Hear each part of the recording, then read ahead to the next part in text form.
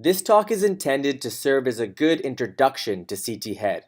If you're a new radiology resident, you must understand the basic concepts presented here so that you have a strong base to build on moving forwards. If you're a generalist, whether you be in emergency medicine, internal medicine, or whatever, this will give you more than enough to start looking at CT heads right away. It will also give you more than enough to be way ahead of your peers, and we know how important that is to internal medicine residents. Either way, the focus of this talk is the basics, but there will be pearls and some subtlety here, which is going to become must-know for future radiologists. Before we get started, I strongly suggest that you watch the first talk in this series called A Practical Introduction to CT. Many concepts introduced in this talk will build on a basic understanding of what was discussed in the previous talk in more detail. To start off, we will briefly review some key concepts, discuss some basic relevant anatomy, and then we're going to get right into it by introducing you to a conceptual approach to CT scan. We will then introduce some basic key concepts, really just what you need to know to start looking at CT scans right away and efficiently. Next, we will discuss windowing. Windowing is of utmost importance when looking at CT heads. It's very easy to miss key findings if you don't window appropriately. After that, we will learn by repetition. We will go through multiple cases with our approach and directly apply the things that we just learned. For those that are interested, the last 5 minutes or so will involve a demonstration of a more complete approach, including blind spots. This is mainly for those going into radiology. Quick review. Again, I can't emphasize how important it is to know the basic radiographic densities and know some ballpark figures. The Hounsfield unit scale is a measure of density, from -1,000, the least dense, to beyond +1,000, the most dense structures. By convention, 0 is water and -1,000 is air. Everything else is calculated based on that. Cortical bone and metal are very dense structures near +1,000. Soft tissues are above 0. We'll simplify and use a ballpark figure of +50 for now. And fat is less dense than water. We'll give a ballpark number to remember of -100. Now, let's focus on the main densities that we're going to deal with in the brain. In the skull, we have the brain itself sitting in a pool of CSF. The brain is made up of mainly gray matter and white matter. In the simplest terms, the gray matter is the thinking part of the brain, found mainly in the cortex or outer part of the brain, and some deep gray matter structures. Gray matter consists of mostly neuronal cell bodies. White matter is made up of mainly myelinated axon tracts. The normal densities of these structures is important. CSF is low density, it's mainly water. It measures around 15 Hounsfield units. White matter measures approximately 25 Hounsfield units. Gray matter measures approximately 40 Hounsfield units. Knowing these actual numbers is not really that important. Instead, understand the basic principle here. CSF is near water density. Gray matter is slightly more dense than white matter.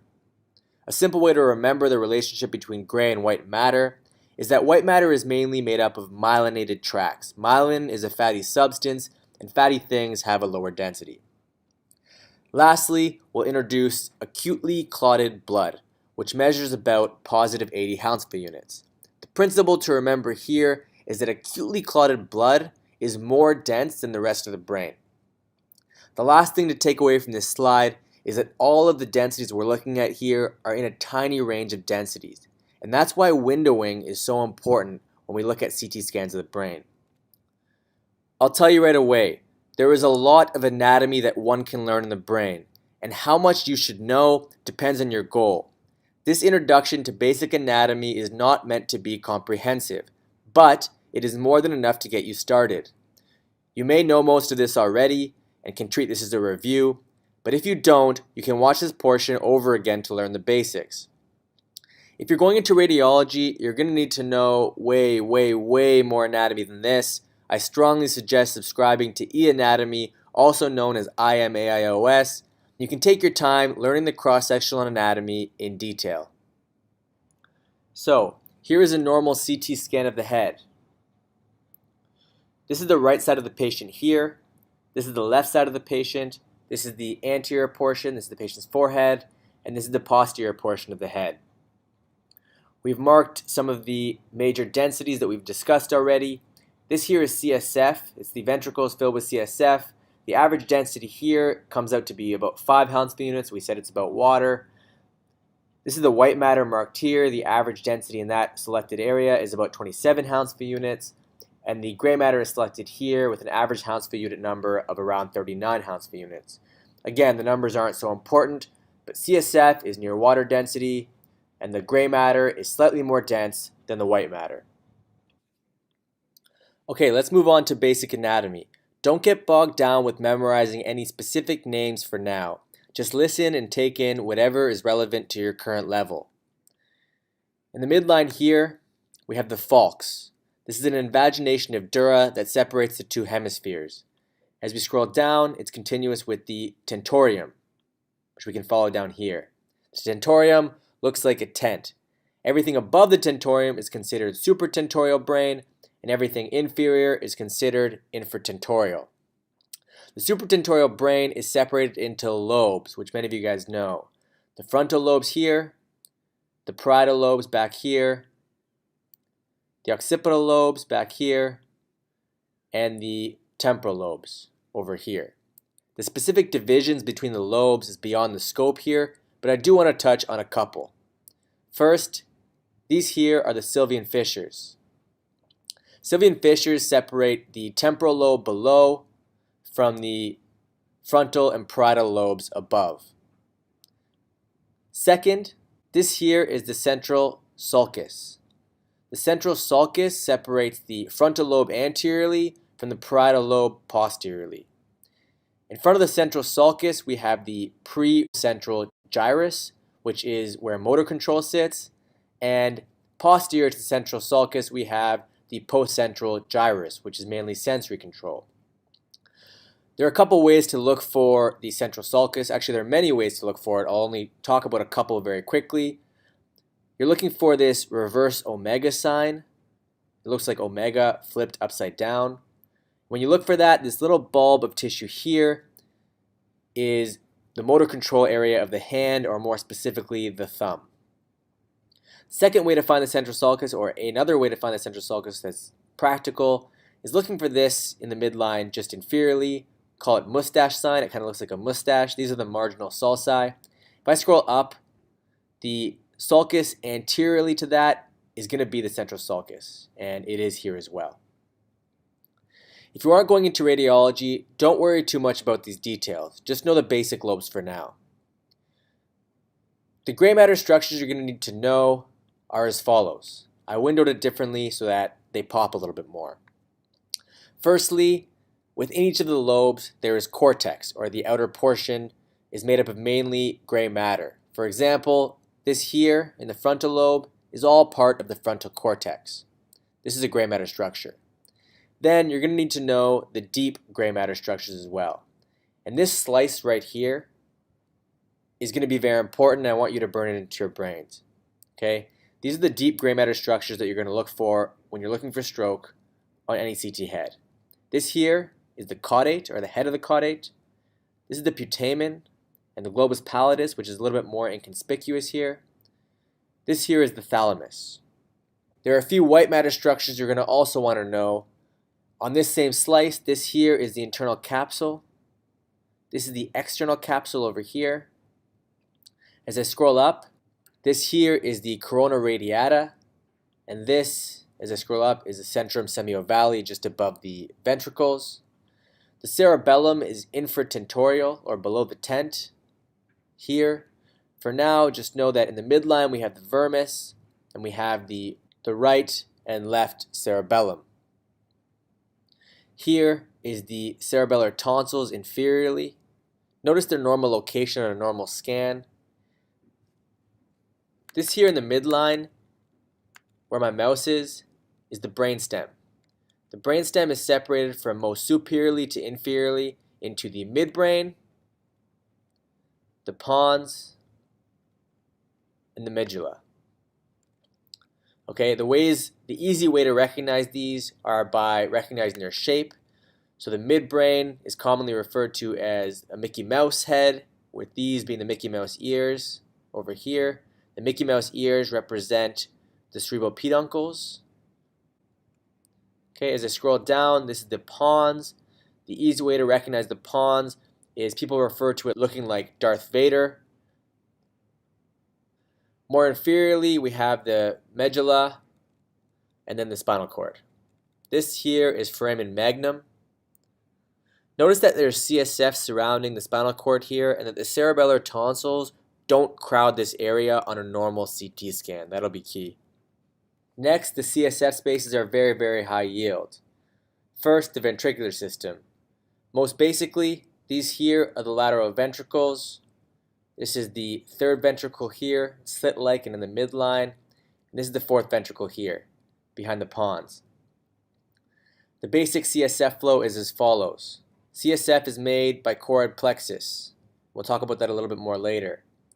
CSF flows from the lateral ventricles to the third ventricle through the foramen of Monro, which can be visualized right here. From the third ventricle, CSF flows through this spot here, which is called the cerebral aqueduct, and into the fourth ventricle. Okay? From the fourth ventricle, there's communication with the subarachnoid space through the foramen of Luschka bilaterally and the foramen of Magendie. Don't worry about all the names for now, just understand the principle of the flow of CSF.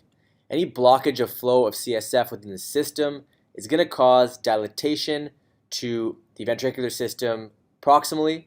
For example, blockage of the aqueduct here is going to cause dilatation of the third ventricle and the lateral ventricles.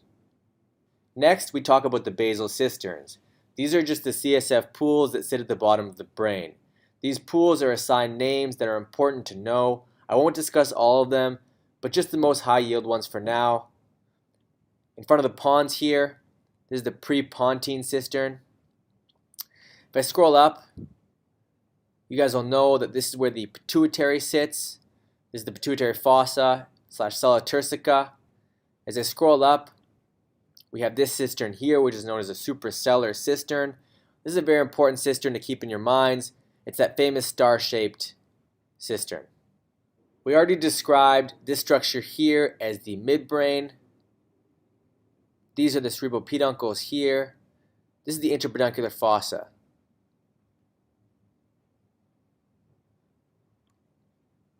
Along the sides of the midbrain here are the ambient cisterns, and posteriorly we have the quadrigeminal cistern. Lastly, we talk about the vascular structures you can see on plain CT head. You often look here for signs of acute clot. We already said that acute clot is going to look bright because it is more dense than the other structures in the brain. So a very dense vessel might signify an acute thrombus. First, we discuss the arterial structures. Let's start with the anterior circulation. For now, know that the internal carotid arteries can be seen beneath the skull base. They pass into the skull, and eventually they split into the MCA and the ACA. This is the MCA, or the middle cerebral artery. You're going to look here for acute clot and stroke. The MCA splits into branches that run in the sylvian fissure, so you can also look here for signs of acute clot or acute clot in the more distal MCA branches. You can also follow the distribution of the ACA. They might be hard to see on plain CT head, but they should run in this region here and then up here. You're going to look for areas of clot there too, but that's more advanced. Lastly, these are the vertebral arteries here, and this is the basilar artery here. It separates here into the PCA arteries. Again, these might be hard to see, especially when you're not using thin slices. If you're actually interrogating vascular structures, you're going to do a CTA anyways, but plain CT head, it's important to know where to look for acute hyperdense vessel sign for a stroke, and we'll talk about that more later. Blood drains from the brain parenchyma into veins, and then eventually gets into the venous sinuses. The basic venous sinuses that you're going to look at on CT head are as follows. This here is a superior sagittal sinus. Okay, superior sagittal sinus separates down here into the transverse sinuses, and the transverse sinuses become the sigmoid sinuses here, and eventually the jugular vein beneath the skull base. Again, acute clot within these sinuses is going to show up as bright. Clot in the venous sinuses is known as venous sinus thrombosis. It can cause venous infarct. So you're going to look for an extra bright sinus. So I know that was a lot of information, especially if this is new for you. If you're not going into radiology, this is more than enough for now. Watch this as many times as you need to. Don't bog yourself down with too many names. If you keep looking at CT scans, you're going to pick up things as you go along. You can also go to headneckbrainspine.com where you can practice scrolling through images and identifying basic anatomy. When you first start, the best way to approach a CT head is by thinking of things conceptually, based on the things that you never want to miss. Those in radiology do this too, but the list of things gets much longer. For now, let's keep this list shorter and more practical. First, take a couple scrolls through the head and look for anything big. You're going to get better at identifying things as you move forward, but you need to do more than just this. For most emerged physicians I've seen, this is the end of their approach. They look for anything big on a couple of scrolls and call it a day. That can be dangerous, especially if you're in the community and won't get a read on the CT scan until the next day. Once you've taken a few scrolls through the head to look for anything big, you need to specifically look for signs of mass effect and herniation. I put this first because this is the thing that beginners forget to look for and most commonly miss. It's easy to miss subtle herniation if you don't look for it. Then you specifically look for blood. Then specifically look for signs of stroke. And then you're going to look at soft tissues and bones. But for now, especially for generalists, focusing on remembered the starred points. Look for mass and mass effect / herniation, rule out a bleed, and rule out a stroke. There's some basic material that you're going to need to understand first about bleeds, stroke, and mass effect in order to look for these adequately. Let's start with bleeds. We mentioned that acutely clotted blood is denser than everything else in the brain, so acute bleeds will look bright. So, when you're trying to rule out acute bleed, you're looking for things that are bright. I'm sure most of you guys know this, but the major basic types of bleeds are as follows. An epidural hematoma, which is a biconvex or lenticular shape because it looks like a lens, and it doesn't cross the suture lines. A subdural hematoma, over here, it's crescenteric, and it crosses sutures, but generally not the midline. Subarachnoid hemorrhage, here, is high-density material in the subarachnoid space. This is blood in the suprasellar cistern. Looks like a star, which we talked about earlier. You have an intracerebral hemorrhage, which is blood in the actual parenchyma itself. Let's take this one step further. There are two more concepts that are crucial to understand about the density of blood products. Firstly, as we mentioned, acute clotted blood is high density. It's about positive 80 Hounsfield units. So it's going to show up as bright. As the blood progresses over time to subacute and then chronic, the density decreases over time. In the subacute phase, at some point, the density is going to be similar to the brain parenchyma, so it can be difficult to see subacute subdurals sometimes.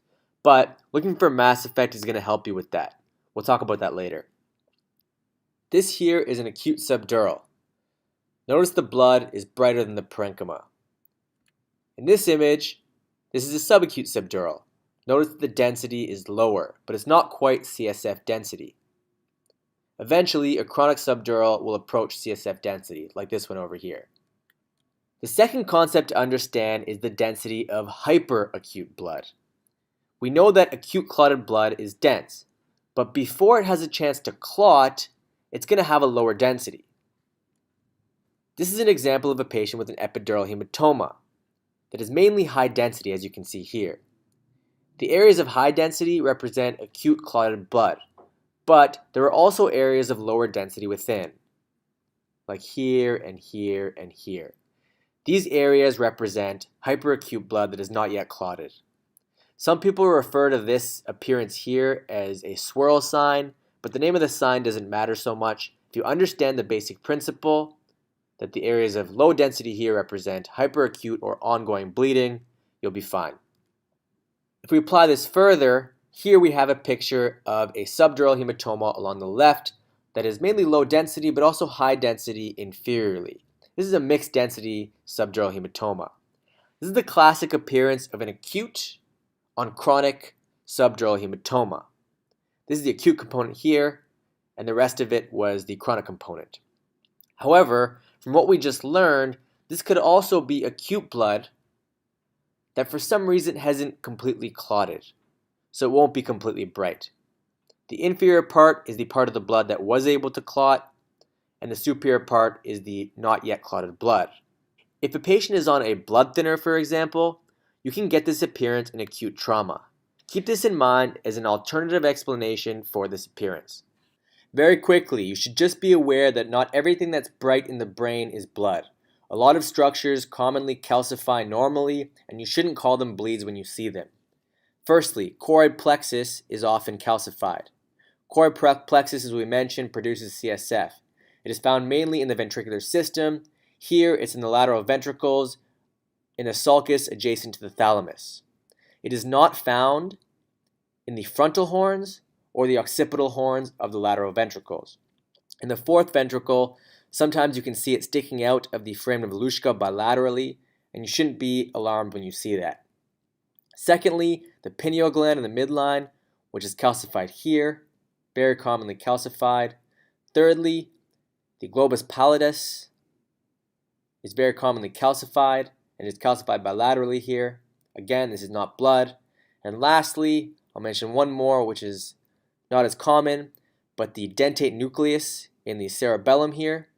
It's often bilateral. Here it's mainly unilateral, so we can't be 100% sure whether this is calcification or hemorrhage given its appearance and unilaterality. You might have also heard the term pseudo-subarachnoid hemorrhage, which occurs when the entire brain is edematous and dark, and the vessels in the sulci appear bright and can be mistaken for blood.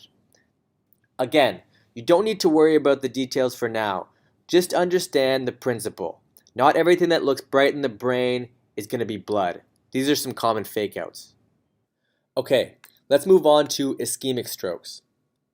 For now, there are three major things that you need to understand and remember about ischemic strokes on plain CT head. The first two are signs of acute stroke. The first thing to look for is the hyperdense vessel sign. As we know, acute clot is bright on CT. Ischemic stroke is caused by acute thrombus occluding a vessel. So, the earliest sign of acute stroke on plain CT is actually visualizing that acute thrombus. This is a case of a hyperdense vessel in a right MCA branch. We will talk about where to look for hyperdense vessels when we go through our approach later, but for now, understand the basic principle. The second main thing to look for is loss of gray-white differentiation. As we have mentioned many times, the gray matter is slightly more dense than the white matter. In acute ischemic stroke, the cells in the gray matter distal to the occlusion are deprived of blood supply. As a result, they can't function, they can't make ATP, and their sodium-potassium ATPase stops working.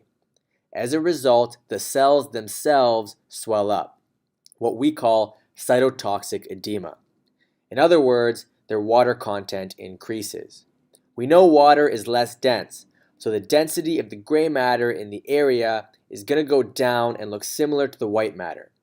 If you couldn't follow the physiology, all you have to know is this. When the cells are deprived of blood supply, the cells themselves swell up and as a result look less dense, and you lose the gray-white differentiation.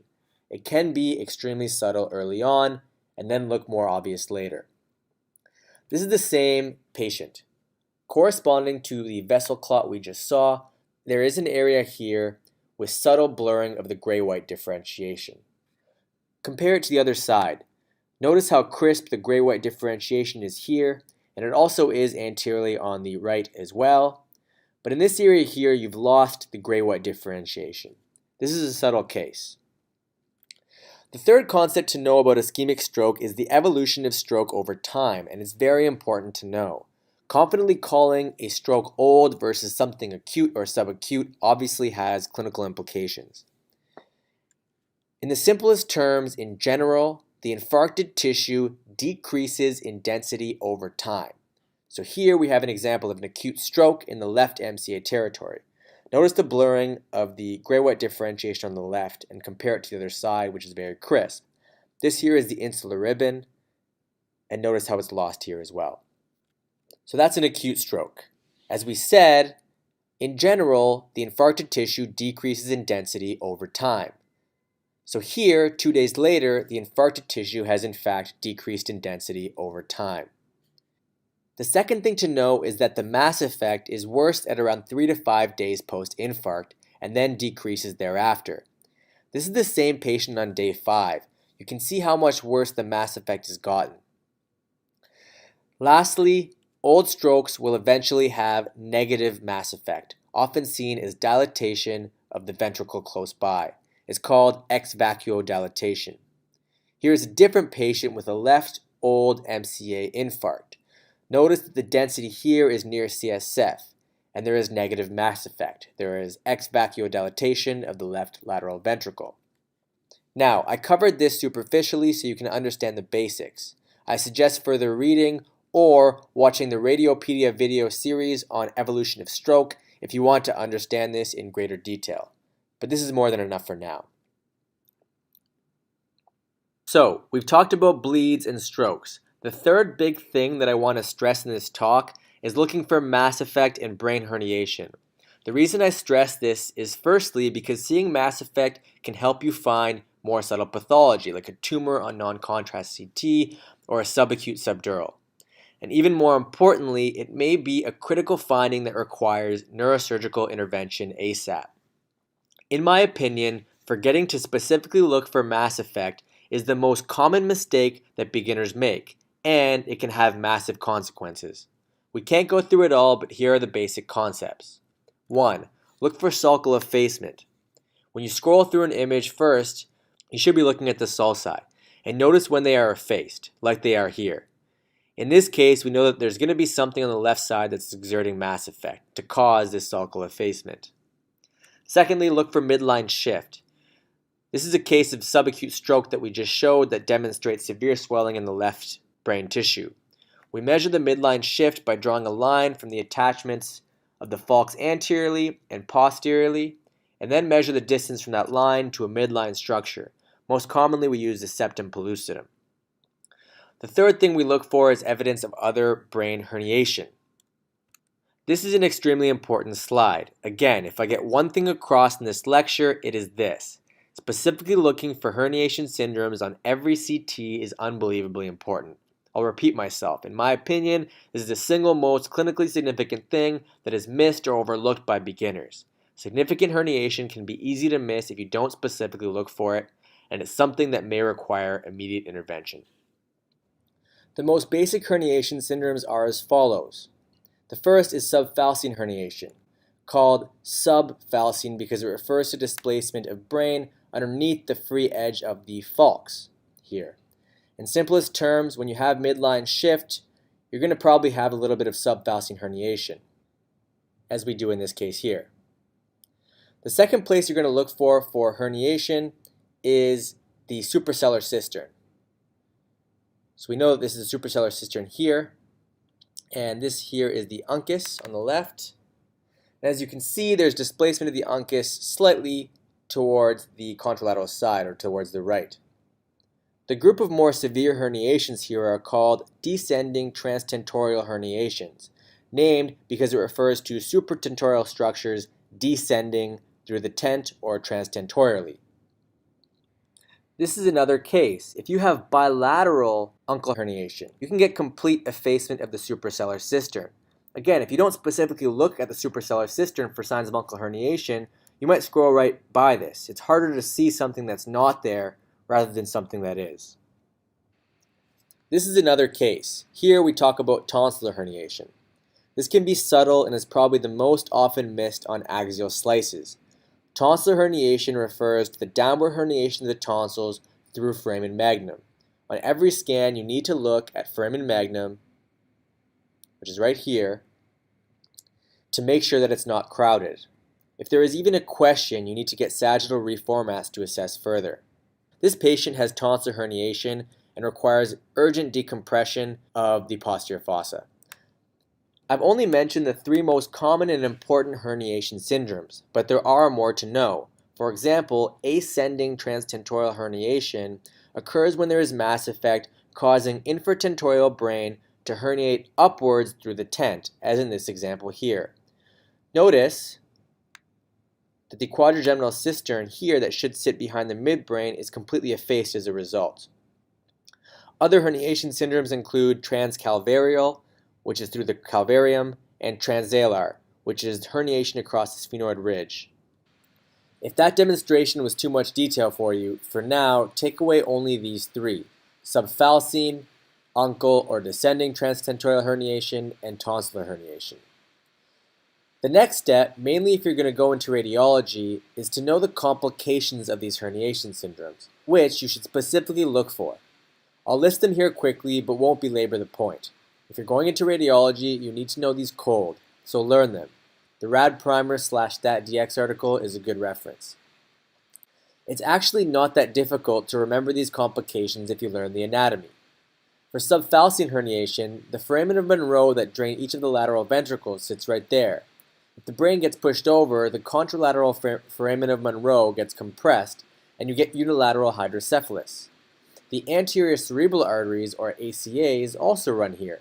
With severe subfalcine herniation, these can be compressed against the falx, and you can get ACA infarcts. For descending transtentorial herniation, think anatomically to figure out what's going to be compressed. The third nerve runs here, so you can get third cranial nerve palsies, which causes a blown pupil. The cerebral peduncles of the midbrain, or ears of the Mickey Mouse, run here as well. Compressing the ipsilateral cerebral peduncle would cause contralateral weakness if you remember your basic neurological pathways. However, the contralateral cerebral peduncles can also be pushed against the tentorium on the other side. So you can often get ipsilateral weakness, referred to as the false localizing sign or Kernohan's notch. Other complications of descending transtentorial herniation include hemorrhage in the midbrain, known as Durette hemorrhages or Dure hemorrhages, and PCA infarcts. The posterior cerebral arteries run here as well. For tonsillar herniation, you can get obstruction of the fourth ventricle, which causes dilatation of the other ventricles, also known as hydrocephalus. Tonsillar herniation can also push in the brainstem, where you have structures that are important for respiratory and cardiac control, and this can cause respiratory or cardiac failure, aka death. Okay, so take a deep breath, pause if you need to, but that's it for the real hard content that we're going to cover here. The rest of the talk focuses on practical knowledge that you're going to need to know to look at CTs, and then some examples of cases. As I mentioned before, for non-radiologists, the best way to approach a CT is by thinking of things conceptually, based on the things you absolutely never want to miss. We already went through this once before, but let's go through it quickly again. First, take a couple scrolls through the head and look for anything big. Then, you need dedicated searches to rule out big pathologies. The first thing you should look for is any big mass or mass effect. And I put this first, again, because it's easy to forget to look for this, and the consequences can be huge. Then we do runs specifically to look for bleeds, and then for signs of stroke that we discussed. Looking at the soft tissues and the bones are also important, but findings can be more subtle. If you're not going into radiology, focus on the start pathologies. In order to search for these management-changing findings adequately, it's critical that you understand windowing. If you don't window, it's very easy to miss things. The basic concept of windowing is discussed in the first video. In short, our eyes can only detect a finite number of shades of gray. If we were to distribute all these shades of gray across the entire scale of densities that we might see, for example, from air at -1,000 to very dense structures at +1,000 like this, most of the tissues that we're interrogating in the brain, in this region here, will look like 1 or 2 shades of gray. So if we're looking for blood or a stroke or anything like that, we're not going to be able to see it. The principle of windowing is playing around with this distribution of shades of gray so that we can actually see with our eyes clinically important density differences. There are 2 numbers that define any window: the window width, which is 2000 here, and the window level, which is where the window is centered. Here it is 0. When we open a CT head, the default is a basic brain window. This allows us to look at the anatomy, evaluate for any large masses, mass effect, see if there's anything in the CSF, etc. This is the default window, and many abnormalities will present themselves on this basic brain window. But they can often be relatively subtle or even impossible to see on brain window. It is a relatively narrow window with a width of 70 and it's centered at about 30, near the main structures that we're evaluating here. The CSF, the white matter, and the gray matter all are represented by different shades of gray within this range. Anything above positive 65 Hounsfield units will be completely white. Anything below negative 5 Hounsfield units will be completely black. So if you had acute clotted blood, which is around positive 80, it's going to look very, very bright, almost completely white. And it's going to stick out like a sore thumb. But what if you have acute subdural hematoma layering along the bone? The blood, as we can see here, will be completely white, and the bone surrounding it will also be completely white. Despite such a huge difference in density, both are represented by white, and it's difficult to tell them apart. And it's going to be super difficult to know if there's any blood layering along the skull. So, how do we solve this? We use a blood window. Here, the width is 180 and the level is 80, centered at where we expect clotted blood to be. That way, clotted blood appears grayish and bone appears completely white, leaving no question whether or not a subtle subdural is present. So let's look at the brain window again. As we discussed, when looking for stroke, a key finding indicative of stroke is the loss of gray-white differentiation. So when evaluating for stroke, we really have to compare the densities with our eyes of the gray matter and the white matter. If we do that on this window, the gray matter and the white matter are represented by different shades of gray. But if you've looked at CT before, you know that gray-white differentiation can be hard to evaluate well on basic brain window. Let's introduce the stroke window.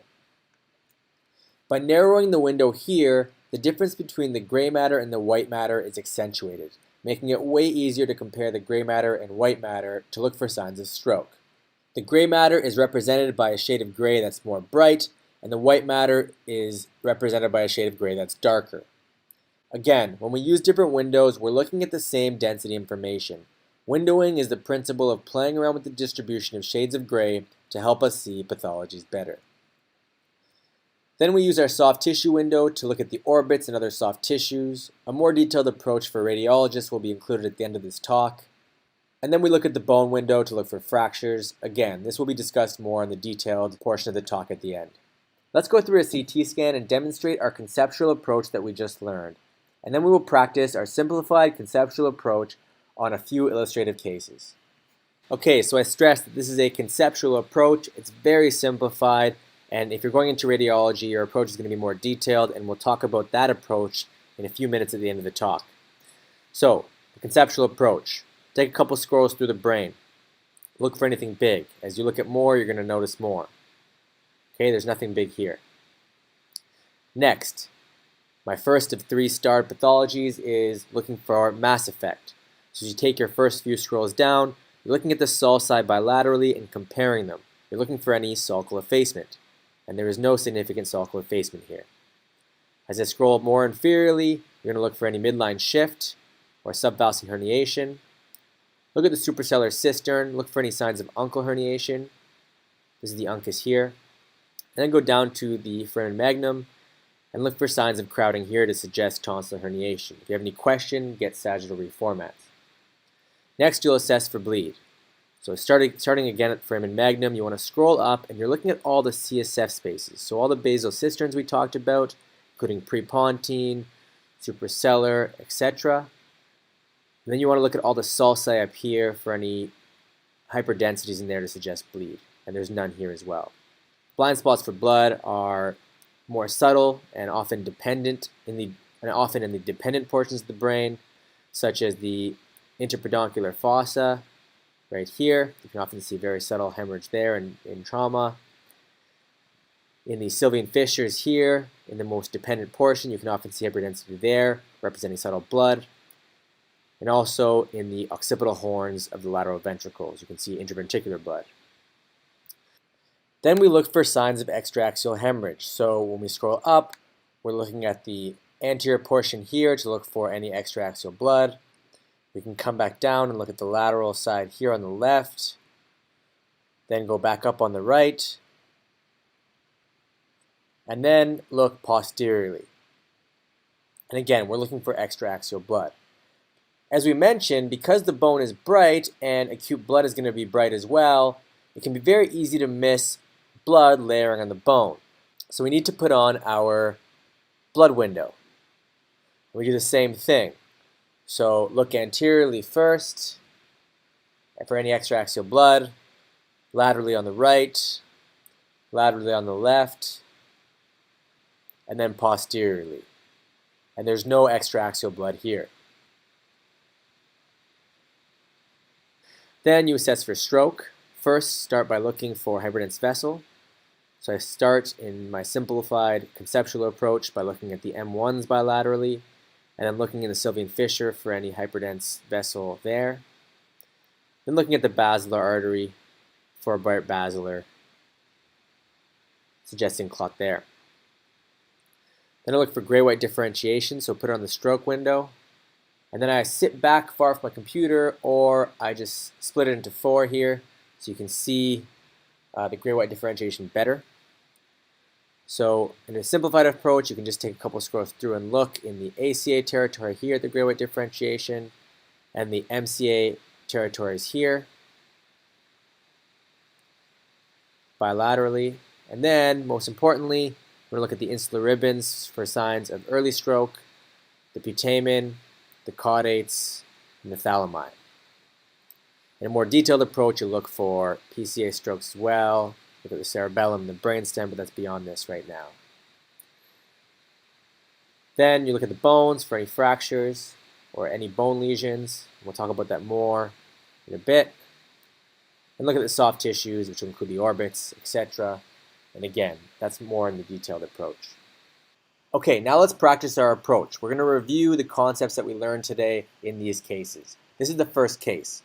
Let's say you're in the emergency department, you get a CT head for a confused patient, and you open it up. As I scroll down here quickly, take a couple scrolls, I don't really see much. Okay? Oftentimes, if you were just to leave it alone, you might miss some big things. Okay? So let's go through our conceptual approach. We took a few scrolls, now let's look for a big mass effect. Sol side look okay, there's no midline shift, there's no uncal herniation, the suprasellar cistern is patent, there's no tonsillar herniation here. Okay, I don't see any hyperdensity in the Sol side. I'm looking specifically for bleeds in certain locations as well. Interbronchial fossa looks okay. I don't see any hyperdensity in the Sol side. So I don't see any blood here. Okay, let's make sure that I remember to put it on blood window. Put on blood window here. Okay, looking for any extraaxial hemorrhage along the right side here. I don't see anything. Anteriorly over here, I don't see anything. Laterally here, I don't see anything. Posteriorly here, I don't see anything. So there's no big bleed at least. Let's move on to look for a stroke. So put on brain window. Look at the M1s, I don't see anything. Look at the M2s. Some questionable things over here, but nothing that's definite. Look at the basilar artery, it looks okay. Don't really see any hyperdense vessels. Then I look for more subtle signs of stroke. I'm looking for loss of gray-white differentiation. So I change the window to stroke window. Split it into 4 so it's easier to see. And I scroll down from the top. Okay, it all looks preserved here. Let's look at the ACA territory first. Looks great. Look at the MCA territory on the left. Looks very crisp, gray-white differentiation. Notice how crisp and how bright the gray matter is compared to the white matter. And look along the right side here. And I notice this kind of looks a little bit blurred. We've actually seen this case before. So I'm concerned that this area has lost gray-white differentiation. And this is a sign of an acute stroke. So again, very easy to miss if I don't go through and know how to window appropriately. And even subtle when I do window appropriately. So even with our quick conceptual approach, we caught this. It also demonstrates the point that the hyperdense vessel can often be very subtle. So you don't really see it here on the thick slices. But when you put it on thin slices, this is again a non-contrast, but in thin slices, and we look at the M2 branches in this area here, you actually see a hyperdense vessel here. Compare this with the other side. This is a hyperdense vessel that was not well appreciated in thick slices. So sometimes you can pull up the thin slices to look for it. But again, this is a subtle case. The point here is not the pathology, but the fact that if we go through our quick conceptual approach, we can catch things that are more subtle and we won't miss important pathologies. Okay, case 2. This patient comes in with a bad headache and some neurologic symptoms. You take a couple scrolls through, so first scroll through, you're just looking for anything big, and wow. There's a big hemorrhage here, centered in the right basal ganglia.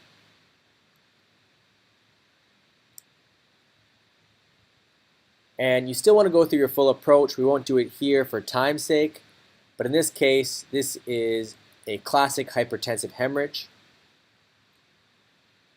Now, other things can cause blood in this area, but this patient was hypertensive, and we did vascular imaging to make sure there's no vascular malformation. The most common location for a hypertensive hemorrhage is right here. This is the third case. This is a patient who fell, and we want to rule out a bleed. So again, a couple scrolls through. Don't really see much on the first scroll through. Scroll back, don't see much. Okay, scrolling down, looking for subtle signs of mass effect. No sulcal effacement here. No significant midline shift / subfalcine herniation. Suprasellar cistern is patent. No tonsillar herniation. Now looking for blood, looking for subarachnoid blood. First I'm looking at the basal cisterns, prepontine, suprasellar, intrapeduncular. The ambients and quadrigeminals. Looking at the sylvian fissures bilaterally dependently, looking at the ventricles, looking at the dependent ventricles. Looking at all the sulci up here to see if there's any signs of blood, and there's not. Then I look for extraaxial blood, so I look anteriorly first. I don't see anything here. Look laterally here, I don't really see anything. Laterally, don't really see much. Posteriorly, don't really see much. Okay, so there's really no blood on this window, but remember to put on your blood windows. So I put on my blood windows. And again, I look for extraaxial hemorrhage. So I look anteriorly. On the right here laterally. Again, nothing. On the left here laterally. And look, there's a decently sized subdural hemorrhage right here that was nearly impossible to see on normal brain windows, but because we windowed it, it sticks out. So again, very important to know how to window so you don't miss this. They can be bigger and still blend in with the bone if you just use a normal brain window, so this really reinforces the concept of the purpose of looking at blood windows. Okay, then we look at signs of strokes. We look at the M1s and the M2s for any hyperdense vessel sign, look at the basilar artery, and then look for loss of gray-white differentiation on the stroke windows in all the vascular territories again, ACAs, MCAs, including the deep gray matter structures, PCAs, cerebellum. Okay, case 4, this is a trauma. First, take a couple scrolls through, look for anything big, and then take our dedicated runs. Our first run again is mass effect. As I scroll down, I notice that the sulci are a little bit tight bilaterally. There's no significant midline shift. I look for the suprasellar cistern, and I can't really see it. The reason is because this brain is edematous, causing diffuse sulcal effacement and obliteration of the suprasellar cistern. As I scroll more inferiorly, still looking for mass effect, and there is fullness at the foramen magnum, suggesting tonsillar herniation. Okay, as a bonus point here, there's also ascending transtentorial herniation. The infratentorial brain is herniating superiorly through the tent and causing effacement of the quadrigeminal cistern here. Next step, I look for bleed, and there is scattered blood in this brain, most importantly in the posterior fossa. It's kind of difficult to see on this window, but if I use blood window, you can see blood layering posteriorly in the posterior cranial fossa here. This is what's causing the mass effect that is causing tonsillar herniation. and this patient needs urgent decompression. I finish off my approach by going through to look for signs of stroke, but there was nothing on this case, and to save time, we'll skip that for now.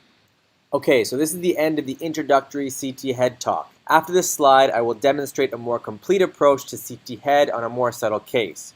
You can listen to this if you wish, but the focus of this talk, which is a more conceptual approach for non-radiologists, is complete. So, take-home points. Know your basic concepts of stroke, bleed, and mass effect. They were introduced here, know them well, and always look for those three things on CT head. Number 2, understand the basic densities. You don't need to know the numbers, just know that CSF is basically water, gray matter is slightly denser than white matter, and clotted blood is denser than everything else in the brain. If you understand the densities of the different ages of blood, it can really help you interpret scans accurately. 3, use the conceptual approach. If you're working in the ER, especially in the community, looking at the brain a few times isn't enough. Make it a point to go look for the big things that we just discussed. Start with mass effect, look for the sulcal effacement, look at the suprasellar cistern, look for midline shift, and look for tonsillar herniation. Look for blood specifically using blood window, and then use a stroke window to rule out strokes. Lastly, window appropriately. Understand how to window appropriately on your PAC system so you can go through your conceptual approach relatively quickly while at the same time making it more likely that you won't miss pathology that is going to change management. We gave a couple good examples of situations where windowing well helped us identify the pathology accurately. If you're going to go into radiology or you're already a radiology resident, it's very important to have a good detailed approach that looks at everything. This can serve as a good example, and you can modify it as you get more practice and see what you prefer, but this is a good starting point. Okay, for the future radiology residents and the radiology residents out there, let's go through a more complete approach that's a little bit more detailed and looking for more subtle findings. This is a subtle case. This is a patient who came in with a trauma. Okay, so again, similar principles to what we talked about in our conceptual approach. We'll start by looking for anything big. Take one scroll down, one scroll up. Don't see anything big. Next, we're going to look for signs of mass effect. So we look at the sulci bilaterally. They look okay. No significant midline shift. Suprasellar cistern's patent with no uncal herniation and no tonsillar herniation. Then we're going to look for signs of bleed. And we start by looking at all the CSF spaces again. But in more detail, we scroll up here looking at all the basal cisterns, including the prepontine cistern, the suprasellar cistern, the ambient cisterns, and the quadrigeminal cisterns. They're all patent. There's no hyperdensity within them. We scroll superiorly and look at the ventricles bilaterally, looking for hydrocephalus or signs of hemorrhage as well. And specifically, we're looking at in the most dependent portions of the ventricles for more subtle signs of hemorrhage in the lateral ventricles. We don't see any. We're looking at the third ventricle, the aqueduct, and then the fourth ventricle here. Okay, then we're going to take a scroll through to look at the sulci, specifically again for subtle locations of blood like the posterior portion of the sylvian fissures here, and any subtle blood in the sulci more superiorly. And we don't see any hemorrhage. Then we're going to look for extraaxial blood. You can do it on brain window first. A blind spot for extraaxial blood is also along the falx and along the tentorium here. So always look at the tentorium and the falx for extraaxial blood as well.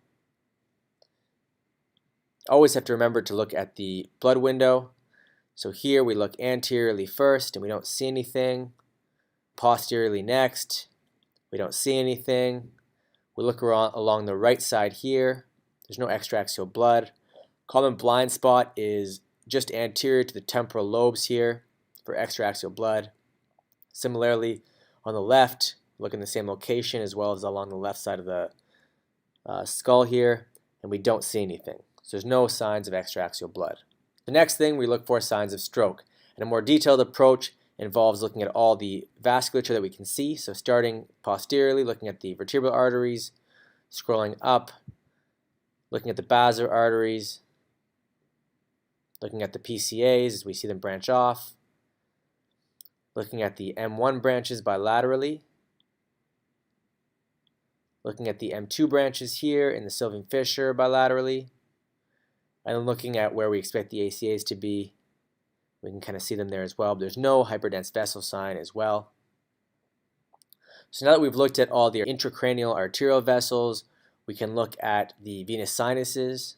Venous thrombosis can cause a venous infarct, so we want to look for hyperdensity in the superior sagittal sinus and the transverse sinuses bilaterally. Follow them down to the sigmoid sinuses and the jugular veins as well. And then we look for signs of gray-white differentiation. So we put on stroke window, zoom out, and again look at the same locations. So the ACA territory, the MCA territory is bilaterally in the cortex, all the way up to the top. And then looking at the deep gray matter structures, the putamen, caudate, the thalami, looking at the insular ribbon bilaterally. Never forget to look at the PCA territory here. It's a very commonly missed location for loss of gray-white differentiation, and then the cerebellum as well. Lastly, look at the brainstem. Be aware that there is a lot of artifact going through here as a result of the skull base, but you can catch subtle strokes if you look here every time. Then I look at the soft tissues. So I'm looking at the soft tissues. I start superiorly and look along the anterior portion of the soft tissues here, looking for any signs of trauma or any lesions. I look laterally here, posteriorly, looking for any lymph nodes back here as well, and then laterally as well on the left. I don't see anything. Next, I look at the orbits. Always look at the orbits. Slowly look through each of them, comparing them for symmetry as well. I look at the retrobulbar fat, look for any haziness or hemorrhage behind the globe, look for any air behind the globe. Look at the globe itself. This is the lens. I look at the optic nerves bilaterally and compare them, and the extraocular muscles to see if they're thickened. And the last thing I look for is the superior ophthalmic veins. I compare them bilaterally and look to see if they're dilated. They can be dilated in cases of carotid cavernous fistula or cavernous sinus thrombosis. I then scroll inferiorly, and there are 5 pairs of fat that you always want to look at the skull base. The first is the retromaxillary fat here. It's relatively clean. I look at the pterygopalatine fossa bilaterally to see if they're filled. They're relatively clean. I look at the superior orbital fissures posteriorly here, and that should be clean fat as well, which it is. This is the pharynx here. I look at the parapharyngeal fat over here bilaterally for anything filling it, and they look normal here. Then look at the stylomastoid foramen posteriorly here, and the fat beneath this area here should also be clean. Then look at the nasopharynx itself for any asymmetry. And then lastly, but definitely not leastly, I look at the carotid arteries beneath the skull base. Okay? And the carotid arteries beneath the skull base can be hard to find on an individual slice, but the best way to find them is to find the carotid canal itself here and scroll inferiorly from that location, and naturally the carotid artery will be able to be followed beneath that point. Then we look at the bones looking for fractures or any big lesions. To make your life easier, most fractures are associated with either soft tissue changes overlying them or blood in the sinuses adjacent to them. If you see soft tissue changes, look at the bones beneath or in that region closely. If you see blood in a sinus or in the mastoid air cells, then look more closely at these bones. With that in mind, here's my approach to bones on a routine CT head. You've already looked for soft tissue swelling. If you see any, focus your search in that region to start. If not, move on to the sinuses, starting with the frontal sinuses here, the ethmoid air cells here, the maxillary sinuses bilaterally here, and the sphenoid sinuses here. Next, look at the mastoid air cells here, and on the left as well. If you see any fluid or blood in any of these structures, you need to focus on the walls and look for fractures closely. Once you've done that, there are a few checkpoints that you need to look at. Look for calvario fractures, anteriorly, laterally, and posteriorly, scrolling down from the top. Make sure you follow each of the bones down to the skull base. So when you're looking at the lateral bones, make sure you follow it down to the greater wing of the sphenoid and the skull base bilaterally. When you're following it down posteriorly, make sure you follow it down to the posterior cranial fossa until you reach foramen magnum. Then I look at the orbit, specifically looking at the lateral orbital wall superiorly, and then the medial orbital wall. Then I look at the other side, looking up the medial wall, and then down the lateral wall. Then look at the zygomatic arches bilaterally. Look at the pterygoid plates bilaterally. All Lefort fractures or Lefort type fractures involve the pterygoid plates. Then look at the nasal bone. The nasal bone is the most commonly fractured bone, so always look at the nasal bone. Make sure you look at the clivus. Always look at the mandibles, make sure they're congruent, and then follow them down as far as you can. You can always see part of the spine. This is C1, it looks okay.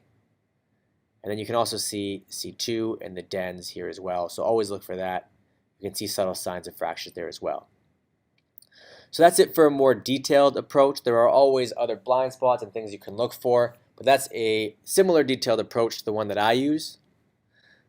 This case was subtle. It was pretty much normal. There was nothing abnormal in the brain that was traumatic. However, if you notice when we were looking at the soft tissues beneath the skull base, I didn't mention at the time, all the pairs of fat looked okay, but if you look at the carotid artery on the left here, it looks okay. But if you look at the carotid artery on the right, notice the hyperdensity of the walls here. As I scroll down, it's more obvious here. As we know, acute clot or acute blood is bright. This is a case of a dissection. When you have an acute dissection, you get acute mural hematoma or an intramural hematoma. And this is the most subtle sign of an internal carotid artery dissection. A CTA was done thereafter and confirmed that this was in fact a dissection. An interesting case with no other findings except for this. Okay, that's it for this talk. Thanks for listening. I hope it helped.